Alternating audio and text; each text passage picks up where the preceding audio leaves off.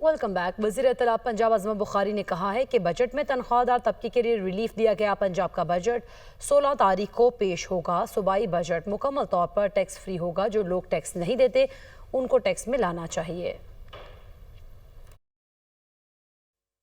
وفاقی حکومت کا بجٹ جو ہے وہ آپ نے دیکھ لیا ہے، جس کے اندر لوگوں کو ریلیف دیا جائے، تنخواہ دار طبقے کے لیے بہت سارا ریلیف ہے۔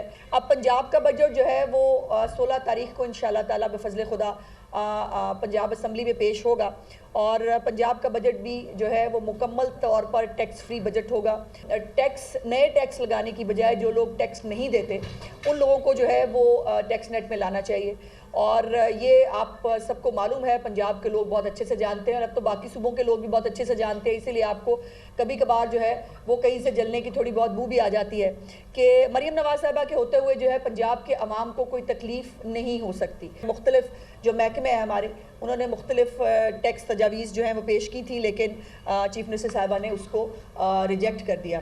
آپ کام کر سکتے ہیں، اس کے لیے کوئی 15-16 سال مسلسل ضروری نہیں ہوتے، کام کرنا ہو تو 1 سال بھی کافی ہوتا ہے۔